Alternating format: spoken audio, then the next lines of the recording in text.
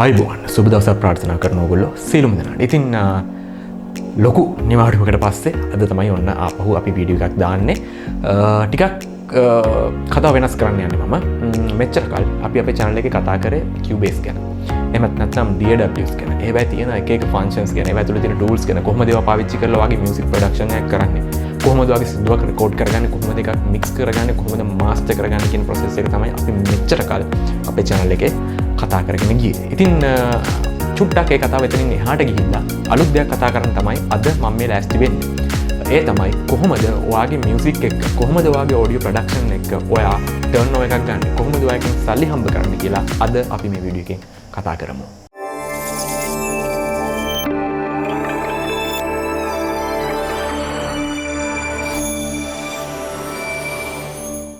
හරි. මෙහෙමයි. ඔඩියෝ වලින් එහෙමත් නැත්නම් ඔයාගේ මියුසික් ප්‍රොඩක්ෂන් වලින් ඔයාට ටර්න් ඕවර් එකක් ගන්න, ඔයාට සල්ලි හම්බ කරන්න නම් ක්‍රම ගොඩක් තියෙනවා. එකක් නෙමෙයි, ඕන තරම් ක්‍රම තියෙනවා. සහ හොඳට හම්බ කරන්න පුළුවන් ෆීල්ඩ් එකක් මේක. ඉතින් මෙහෙමයි.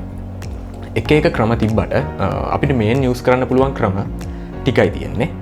මම ඒ ටිකනුත් එකක් තමයි අද තෝරගෙන ඉන්නේ. ඒ තමයි ස්ට්‍රීමින්. ඉතින් ගොඩක් අය දන්නේ නැති ස්ට්‍රීමින් කියන්නේ මොකක්ද කියලා. දන්නේ නැති අයට දැනගන්න, දන්න අයට හොඳට දැනගන්නයි කොහොමද මේකෙන් ටර්න් ඕවර් එකක් ගන්න කියලා තමයි අපි අද මේ කතා කරන්නේ. මුලින්ම කියන්න ඕනේ මම බැලුවා සර්ච් කරලා YouTube එකේ ලංකාවේ මේ ගැන කතා කරන වීඩියෝස් නැහැ. සිංහලෙන් මේ වගේ කියලා දෙන වීඩියෝස් නැහැ. ගොඩක් විට මේක තමයි මම හිතන්නේ පළවෙනි වීඩියෝ එක වෙන්නේ. ඉතින් හරියට බලාගන්න. මේක අපේ පළවෙනි වීඩියෝ විතරයි. මෙතන ඉස්සරහට අපි දිගටම මේ ගැන කතා කරනවා. ඉතින් ඕගලන්ටත් පුළුවන් බය නැතුව මියුසික් ප්‍රොඩක්ෂන් එකක් කරලා තමන්ගේ හෝම් ස්ටුඩියෝ එකේ පොඩියට හරි මියුසික් ප්‍රොඩක්ෂන් එකක් කරලා ඒක ලස්සනට ලෝකෙටම සෙල් කරලා හොඳ ටර්න් ඕවර් එකක් ගන්න. ඔයාගේ ඇතුලේ ක්‍රියේටිවිටි එක තියෙනවනම් සහ ඌමනාව තියෙනවනම්. ඉතින් ඒ දේවල් ගැන කතා කරන්න තමයි අපි යන්නේ. මම කතා කරන්නේ මේකේ ටෙක්නිකල් ප්‍රොසීඩියර් එක කොහොමද මේ දේ හරියට කරගන්නේ, කොහොමද ඔයා මේකෙන් ඊට පස්සේ ටර්න් ඕවර් එකක් ගන්න කියලා. රයිට් මෙහෙමයි. ක්‍රම ගොඩක් කියලා මම කිව්වනේ. මම කතා කරන්නේ ස්ට්‍රීමින් කියන ක්‍රමය ගැන. මොකද්ද ස්ට්‍රීමින් කියන්නේ? මම දන්නවා අනිවාර්යෙන් මේක බලන හැමෝම Spotify එකේ සින්දුවක් අහලා ඇති, YouTube එකේ සින්දුවක් අහලා ඇති. ඒ තමයි ස්ට්‍රීමින්. ඔයා කවුරු හරි ප්‍රොඩියුස් කරන සින්දුවක් මොකක් හරි ඇප් එකක් through, වෙබ්සයිට් එකක් through අහනවා. ඒගොල්ලෝ ඒ සින්දුව ස්ටෝර් කරගෙන ඉඳලා ඔයා ඉල්ලුවාම ඒක දෙනවා. ඒක තමයි ස්ට්‍රීමින්. මේක බෙදලා හරිනවා.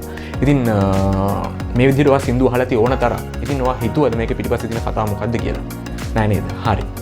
Spotify කියන්නේ කම්පැනි එකක්. ඒගොල්ලෝ ඇප් එකක් ඩෙවලොප් කරන, ඒගොල්ලෝ වෙබ්සයිට් එකක් ඩෙවලොප් කරන, ඒගොල්ලෝ ඒගොල්ලන්ගේ සර්වර්ස් වල සින්දු ගබඩා කරගෙන ඉන්නවා. ලෝකෙ වටේම කට්ටියට ඕන කෙනෙක්ට පුළුවන් තමන්ගේ සින්දුවක් Spotify එකට අප්ලෝඩ් කරන්න සහ ලෝකෙ ඕනම කෙනෙක්ට ඒක අහන්න සලස්වන්න. එතකොට අහන අය අනුව Spotify එක අදාළ ආටිස්ට්ලාට පේ කරනවා. ඉතින් ඔන්න ඔක තමයි ස්ට්‍රීම් කරන සල්ලි හොයන මූලික කන්සෙප්ට් එක. ඉතින් මෙහෙමයි. එතකොට ඔයගොල්ලෝ බලන්න ඇති හරි ඔයා ෆ්‍රී account එකකින් Spotify අහන්නේ. එතකොට කොහොමද ස්ට්‍රීම් Spotify එක ආටිස්ට්ලාට පේ කරන්නේ? ඔයා ප්‍රීමියම් පාවිච්චි කරන්නේ නැත්නම් මෙහෙමයි. ඔයා Spotify එකේ ෆ්‍රී version එක ගන්න පාවිච්චි කරන්නේ. ඔයා දැකලා ඇති සින්දු මැද්දේ ඇඩ්වර්ටයිස්මන්ට් ප්ලේ වෙනවා. ඒ ඇඩ්වර්ටයිස්මන්ට්ස් වලට ඒගොල්ලෝ සල්ලි අය කරනවා. ඒ සල්ලි තමයි ආපහු ආටිස්ට්ලාට පේ කරන්නේ. ඔයා ප්‍රීමියම් version එකක් ගත්තොත් ඔයාලට ඇඩ්වර්ටයිස්මන්ට් ප්ලේ වෙන්නේ නැහැ. හැබැයි එතකොට ඔයා පේ කරන ගාන තමයි කෙලින්ම ආටිස්ට්ලාට පේ වෙන්නේ. එතකොට මෙහෙමයි. ඕක තමයි ප්‍රොසීඩියර් එක. එහෙනම් තමයි ඔය වැඩේ ගලාගෙන යන්නේ. හරිද? හැම ස්ට්‍රීමින් ප්ලැට්ෆෝම් එකක් මෙහෙමයි. Spotify ගත්තේ අපි හැමෝම ලංකාවේ බහුතරයක් යූස් කරන සහ ලෝකේ ගොඩක් අය යූස් කරන ප්ලැට්ෆෝම් එකක් නිසා Spotify කියන්නේ එකක් විතරයි. ඒ වගේ ස්ට්‍රීමින් ප්ලැට්ෆෝම්ස් ගොඩක් තියෙනවා. උදාහරණයක් විදිහට Deezer, Tidal, ඊට පස්සේ Apple Music, YouTube Music ඔය වගේ ගොඩක් ප්ලැට්ෆෝම්ස් තියෙනවා. ඒ අතරිනුත් අපි ගොඩක් මූලිකව අපි ආසයින් පාවිච්චි කරන එක තමයි Spotify කියන්නේ. ඉතින් අනිත් හැම ස්ට්‍රීමින් ප්ලැට්ෆෝම් එකත් වෙන ප්‍රොසීඩියර් එක, වෙන වර්ක් ෆ්ලෝ එක ඔය විදිහට තමයි ඔය සල්ලි වැඩේ ඉගෙන ගලාගෙන යන්නේ.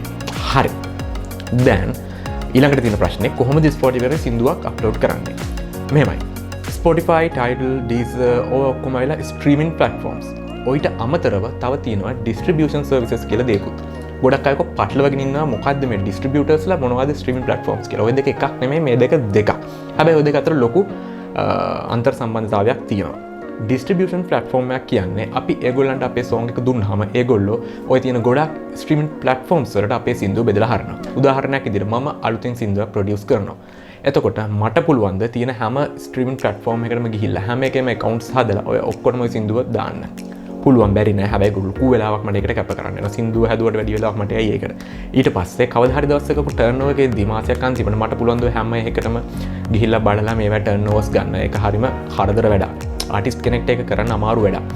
ඉතින් ඔන්න ඔය දේ කරන්න මැනේජ්මන්ට් සිස්ටම් එකක් තමයි ඩිස්ට්‍රිබියුෂන් ප්ලැට්ෆෝම් එකකින් කරන්නේ. උදාහරණයක් විදිහට අපි ගමු අපි ගොඩක් පාවිච්චි කරන distrokid මම පාවිච්චි කරන distrokid. ඉතින් distrokid එකට මම සින්දුවක් දුන්නාම ඒගොල්ලෝ කරන්නේ ඒගොල්ලෝ ගාව රෙජිස්ටර් වෙච්ච ස්ට්‍රීමින් ප්ලැට්ෆෝම් සංඛ්‍යාවක් තියෙනවා යම්කිසි ගාණක්. අන්න ඒ අදාළ ප්ලැට්ෆෝම්ස් වලට අපේ සින්දුව දානවා. මම සින්දුවක් දැම්මම මේක Spotify එකට වැටෙනවා, ඒක Apple Music වලට වැටෙනවා, Deezer වලට ගොඩක් ප්ලැට්ෆෝම්ස් වලට වැටෙනවා. ඒක මම කරන්න ඕනේ, ඒක ඒගොල්ලෝ කරනවා. Spotify එකේ මගේ account එක through ඒගොල්ලෝ ඒ සින්දුව අප්ලෝඩ් කරනවා. මම යට access දුන්නාම distrokid එකට. ඒතර ඔන්න ඔය දේ තමයි distribution platform එකක් කරන්නේ. කවදා හරි දවසක මගේ ස්ට්‍රීම්ස් වලට මට ආපහු ටර්න් එකක් එන දවසට ඒගොල්ලෝ කරන්නේ අර ස්ට්‍රීමින් ප්ලැට්ෆෝම් ඔක්කොම සල්ලි එකතු කරලා මට ආපහු වෙනම දෙන එක. ඉතින් ඔන්න ඔය ක්‍රියාවලිය තමයි ඩිස්ට්‍රිබියුෂන් ප්ලැට්ෆෝම් එකක් කරන්නේ. ඒගොල්ලෝ ඒකට යම්කිසි මුදලක් අය කරන ගොඩක් විට ඒක ඇනුවල් පේමන්ට් එකක්. ඉතින් ඒගොල්ලන්ට ඇනුවල් පේමන්ට් එකක් කරලා පොඩි ගාණක් පේ කරලා අපිට පුළුවන් ඔය වැඩේ කරගන්න. එක එක ඩිස්ට්‍රිබියුෂන් ප්ලැට්ෆෝම් වල වෙනයි ඒ ක්‍රමේ. එතකොට distrokid වල නම් වෙන්නේ ගොඩක් විට ඇනුවල් පේමන්ට් එක එකපාර ගෙවලා කරන්න තියෙන්නේ. හැබැයි සමහර ප්ලැට්ෆෝම්ස් තියෙනවා ඒවා සින්දුවට වෙනම ගෙවන්න ඕනේ. ඉතින් ඔයා දැනගන්න ඕනේ ඔයාට ගැලපෙන පැකේජ් ඔයාට ගැලපෙන ඩිස්ට්‍රිබියුෂන් ප්ලැට්ෆෝම් එක ගැන හොයාගන්න මොකක්ද කියලා. අපි ඒ ගැන ඉස්සරහට කතා කරනවා. අපි වෙනම ඩිස්ට්‍රිබියුෂන් ප්ලැට්ෆෝම්ස් මොනවද කියලා සහ ඒවා තියෙන දේවල් මේවා තියෙන ඕගලන්ට තියෙන ස්පෙක්ස් මොනවද කියලා මම කතා කරන්න වෙනවා. මම අද දෙන්නේ ඕගලන්ට රෆ්ලි අයිඩියා එකක් මොකද්ද මේ ස්ට්‍රීමින් කියන්නේ, මොකද්ද එතකොට මේ ඩිස්ට්‍රිබියුෂන් කියන්නේ. මම හිතනවා දැන් ඕගලන්ට ටිකක් පැහැදිලි ඇති කියලා මේ කතාව. කොහොමද මියුසික් වලින් සල්ලි හම්බ කරන්නේ කියලා. ඒතර මේක තමයි ස්ට්‍රීමින් කියන ක්‍රමයේ සල්ලි හම්බ කරන සිස්ටම් එක. දැන් ඔයාලට ඒක තේරුණානේ. එතකොට මෙහෙමයි. දැන් ඊළඟට මම දන්නවා ඔයගොල්ලෝ හැමෝටම ප්‍රශ්න කොච්චර හම්බ වෙනවද? රයිට්. ඔයගලන්ට පුළුවන් තාම සරලව Google search එකක් දාලා බලන්න කොහොමද turnover එක කියලා. හරි. එතකොට අපි මේ ටික ඇනලයිස් කරාම මට තේරෙන්නේ වැඩිම ගෙවන්නේ Apple Music. ඒගොල්ලෝ ගෙවනවා ස්ට්‍රීම් එකකට $0.01. මදිනේ. ඔව් මදි. මෙන්න එහෙම කතාවක් තියෙනවා. ස්ට්‍රීමින් වලින් සල්ලි හොයන එක තමයි ඇත්තම කතාව. සින්දුවකින් ඔයාලට සල්ලි හොයන්න පුළුවන් නරකම ක්‍රමය කිව්වොත්. මගේ අදහස අනුව. තව ගොඩක් ක්‍රම තියෙන ඊට වැඩිය හොඳයි. හැබැයි ස්ට්‍රීමින් කියන්නේ ටිකක් අවුල් ක්‍රමයක්. මොකද ඒකෙන් හරිම පොඩි ගාණක් තමයි හම්බෙන්නේ. විශේෂයෙන්ම අපි වගේ රටකට ලංකාවේ වසිකල සින්දුවක් කරලා ලොකු වාඩ බිලියන් ගණන් views යන්න නැහැ. පරිම වාඩ 1 මිලියන් 2 මිලියන් නම් යන්න වාට හම්බෙන turnover එක ඉතාම පොඩි. ඉතින් ස්ට්‍රීමින් ප්ලැට්ෆෝම්ස් ගොඩකට දැම්මොත් ඒ ඔක්කොගම එක වගේ ගියොත් හොඳයි. හැබැයි මම හිතන්නේ මම ලංකාවේ එහෙම වෙනවද දැකලා නැහැ. ගොඩක් විට YouTube Spotify විතරයි සින්දුවක් යන්නේ. අනිත් ස්ට්‍රීමින් ප්ලැට්ෆෝම්ස් වලින් ලොකුවට සින්දුවක් හිට වෙන්නේ Apple Music ටිකක් යයි. එච්චර අපිට ලොකු turnover කරන තරම් යන්නේ නැහැ. වැඩේ මෙහෙමයි. Apple Music එක ගෙන $0.01 per one stream. එක්කෙනෙක් ඔයාගේ සින්දුව ඇහුවොත් එහෙම ඔයාට ගෙවනවා Apple Music එකෙන් $0.01. ඒ කියන්නේ ඔයා $1,000 ගන්න ඔයාට යන්න ඕනේ 100,000 streams. ලක්ෂයක් ඔයාගේ සින්දුව ඇහුවොත් තමයි ඔයාට Apple Music වලින් $1,000 ගන්න පුළුවන්. හරි. ඊට පස්සේ අපි හැමෝම දන්නවා Amazon Music වල ගෙවන්නේ $0.004. හරිම පොඩි අගයක්. හරි. 250,000 ගියොත් තමයි ඔයාට හම්බෙන්නේ $1,000. ඊට පස්සේ Spotify කීයක් ගෙවනවා කියලා හිතනවා ඇත්තේ $0.0033. right. ඉතින් ලක්ෂ 3කටත් වැඩි වගේ සින්දුව ඇහුවොත් තමයි ඔයාට $1,000 හොයන්න පුළුවන් වෙන්නේ Spotify එකේ. ඒතර මම කියන්නම් ආපහු Apple Music වලට 0.01. එතකොට 1,000 streams යන්න ඕනේ. 100,000 streams යන්න ඕනේ $1,000 හම්බෙන්න. $1,000 කියන්නේ කීයද? බැලුවම ඔයාලට හිතනවා ඉතින් ලොකු ගාණක් කියලා නේ. කන්වර්ට් කරලා බලන්න. $1,000 කියන්නේ ලංකාවේ සල්ලි රුපියල් 3,64,000ක් ඔය වගේ ගාණක්. හරි. 3,64,000ක් 100,000 කියන එක ලංකාවේ ඉන්න මේජර් ආටිස්ට් කෙනෙක් නෙමෙයි නම් ඔයා හොඳ ප්‍රසිද්ධ ආටිස්ට් කෙනෙක් නෙමෙයි නම් ඔයාට 100,000 ගන්න හොඳම සින්දුවක් කරත් හොඳට හිට වෙන සින්දුවක් කරත් ඔයාට සමහර විට මාසයක් විතර යන්න පුළුවන්. දවස් 30ක් මාසයක් විතර යන්න පුළුවන්. සමහර විට ඒක බැරි වෙන්න පුළුවන්. දැකලා සමහර විට 12k 15k 14k ගිහිල්ලා ඉවර වෙනවා. 100k යන්නේ නැහැ. ඒක තමයි ඇත්ත කතාව. ඉතින් එහෙම ප්‍රශ්නයක් වුණාම ඔයාට 100,000 streams ගන්න කොච්චර කල් යයිද? Spotify එකේ ටිකක් වැඩි. මොකද YouTube එකේ වීඩියෝ එක තියෙන හින්දා ටිකක් හරියම. හැබැයි ස්ට්‍රීම් ප්ලැට්ෆෝම් එකේ Spotify වගේ එක වීඩියෝ එක නැති හින්දා තව ටිකක් අඩුයි ස්ට්‍රීම්ස් එනවා. ඉතින් අන්න ඒ නිසා හිතලා බලන්න 3,64,000ක් හොයන්න ඔයාට සෑහෙන කාලයක් යනවා.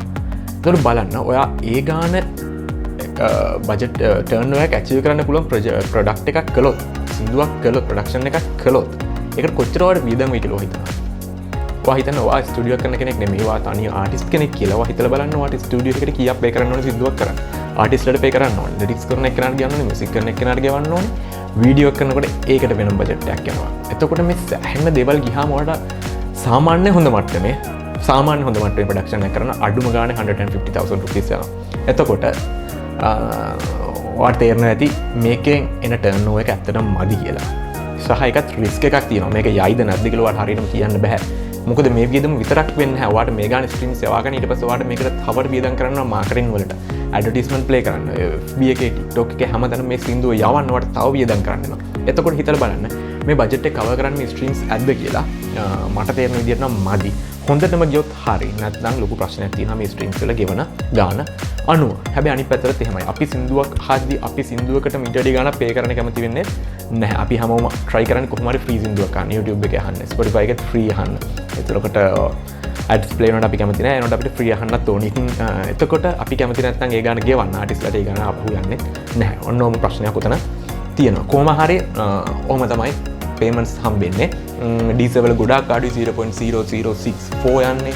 ඊට පස්සේ Pandora 0.0013, YouTube Music 0.008. ඉතින් මේ හැම එකම උදාහරණයක් විදිහට ඔයා ගත්තොත් එහෙම Pandora එහෙම ඔයාට යනනවා 7,69,000ක් විතර views ගියොත් තමයි, streams ගියොත් තමයි ඔයාට $1,000 හම්බෙන්නේ. ඉතින් මෙන්න මේ වගේ දෙයක් මෙතන තියෙනවා. ඔන්න ඔය තමයි ස්ට්‍රීමින් ප්ලැට්ෆෝම්ස් කියන්නේ. ඔන්න තමයි ඔය වගේ සල්ලි හම්බෙන්නේ. මේක චුට්ටක් Google search කරලා analyze කරලා බලන්න. ඒතරට තේරෙනවා ගොඩක් විට Tidal, Apple Music වගේ platforms වල තමයි වැඩිපුරම turnover එකක් හම්බෙන්නේ. Spotify වල සාමාන්‍ය මධ්‍යස්ථ ගණක් හම්බෙනවා. ඊට වඩා ගොඩක් අඩුයි Deezer, Pandora, YouTube Music වගේ apps වල ඕගොල්ලන්ට turnover එක හම්බෙනවා.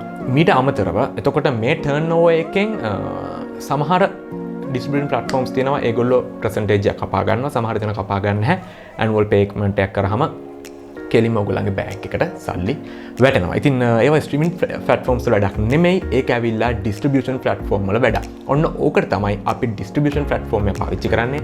අපි distributor කෙනෙක්ට අපේ සින්දුව දෙනවා. එයා ඒ සින්දුව අරගෙන එක එක streaming platforms වල සමහර මේ ගොඩක් කොටම වගේ එයායි සින්දුව දානවා. ඒ දාන්නේ අපේ account එකක් through. එතකොට අපිට අපෝ ටර්න් එකේ දිහා සල්ලි ඔක්කොම එකතු කරලා අපේ බැංක් එකට දානවා. මෙන්න මේක තමයි මෙතන ප්‍රොසීඩියර් එක. ඔන්න ඔක තමයි ඔකෙන් සල්ලි හොයන ක්‍රමය. හරිද? මේක මම අද මේ කතා කරේ හරිම සංක්ෂිප්තව, හරිම පොඩියට මේක කොහොමද මේ වෙන්නේ කියලා විතරයි. උඩින් මේ වැඩි බැලුවා විතරයි. අපි මේක ඇතුළට ගිහලා කතා කරමු ඊළඟ වීඩියෝ සීරීස් එකේදී. මේක ඉස්සරහට මොකක්ද ස්ට්‍රීමින් ප්ලැට්ෆෝම් එකකින් හරියටම සල්ලි හොයන ක්‍රමය සහ කොහොමද මේ ඩිස්ට්‍රිබියුෂන් ප්ලැට්ෆෝම්ස් වල කතන්දරය කියලා. මේ ඇතුළේ තියෙන වෙනස මොකක්ද කියලා. මම දන්නවා ඔයගොල්ලන්ට තියෙන ලොකුම ප්‍රශ්නේ ඒක. මොකක්ද මේ CD baby, මොකක්ද මේ distrokid අතර තියෙන වෙනස? ගොඩක් ඇහිලා තියෙනම්, ගොඩක් දැකලා තියෙන Facebook එකේ කට්ටිය වාද විවාද කරගන්නවා. YouTube එකේ ලංකා වීඩියෝස් නැතුවට පිටරට වීඩියෝස් තියෙනවා CD baby ද distrokid ද කියලා කම්පෙයාර් කරලා. ඉතින් සමහර අයට ඒක අවබෝධ වෙන්නේ නැති හරියට මොකද්ද මේ දෙක වෙනස කියලා. එහෙම නැති අයට මම හොඳට කියලා දෙන්නම් ඊළඟ වීඩියෝ එකේ. මොකද්ද distrokid කියන්නේ, මොකද්ද CD baby කියන්නේ, Amuse කියන්නේ මොනවද මේ distribution platforms වල තියෙන වෙනස්කම් කියලා. මම පෞද්ගලිකව පාවිච්චි කරන distrokid මම පෝස්ට් කරන්න කිසිම කෙනෙක් ඔයගොල්ලෝ distrokid පාවිච්චි කරන්න කියලා.